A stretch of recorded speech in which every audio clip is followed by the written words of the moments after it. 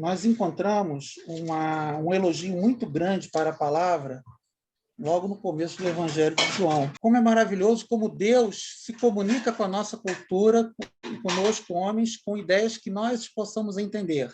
João poderia começar o Evangelho dele dizendo, no princípio era o cara, para que você pudesse entender qual é a importância, para você ter uma noção, começar a ter uma ideia de quem seja o Senhor Jesus.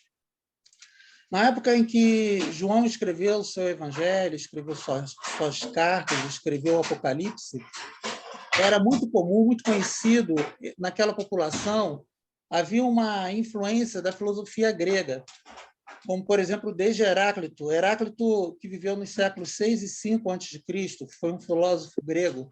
Heráclito ele falava que havia uma razão, havia um sentido, um princípio eterno de ordem em todo o universo, que faz o cosmos ser um todo organizado, mesmo no meio de tantas mudanças que nós encontramos. E ainda que se diga que a única coisa que existe de constante no mundo é a mudança, Heráclito já dizia que quando o homem atravessa um rio, ele nunca vai conseguir repetir essa mesma experiência, porque logo depois o rio já não é mais o mesmo. A água que estava naquele rio já passou, e os seixos que foram rolados pelo rio também já foram um pouco modificados. E o homem também já não é mais o mesmo. Ou seja, ainda hoje existe essa noção de mudança constante. Mas os filósofos já percebiam que, no meio de toda essa aparente mudança que havia no universo, nós temos algo que permanece, algo que fica. E ele foi chamado de Logos. Logos é a palavra que foi traduzida como verbo nas nossas Bíblias. Nas Bíblias mais antigas foi traduzido como a palavra. Em João, Evangelho de João, capítulo 1, versículo 1, no princípio era o verbo, e o verbo estava com Deus, o verbo era Deus. E também no versículo 14, e o verbo se fez carne e habitou entre nós, cheio de graça e de verdade. Vimos sua glória, glória como do unigênito do Pai. Ali na primeira carta de João, no capítulo 1, versículo 1, o que era desde o princípio, o que ouvimos, o que vimos com os nossos próprios olhos, que contemplamos com as nossas mãos, apalparam a respeito do verbo da vida.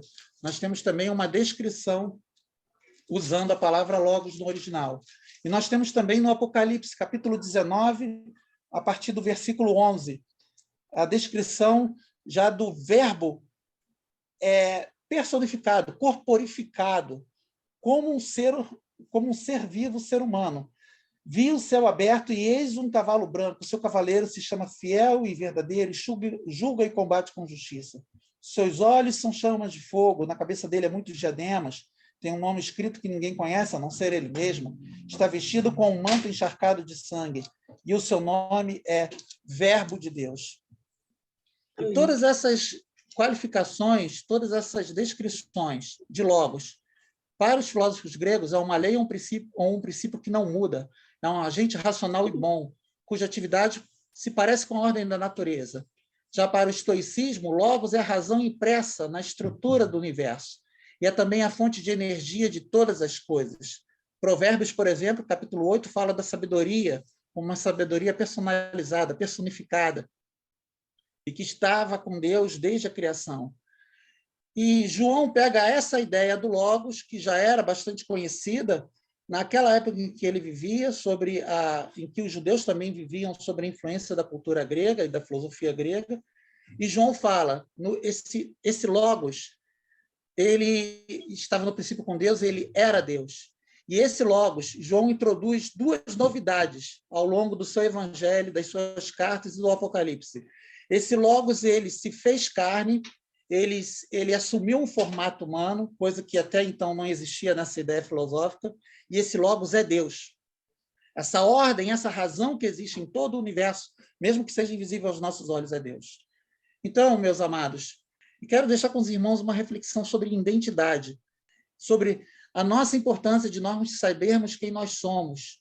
Nós somos filhos de Deus, como está escrito no Evangelho de João 1,12, mas a todos aqueles que receberam Jesus como seu Senhor e Salvador da sua vida, ele lhes deu o poder, o direito de se tornarem filhos de Deus.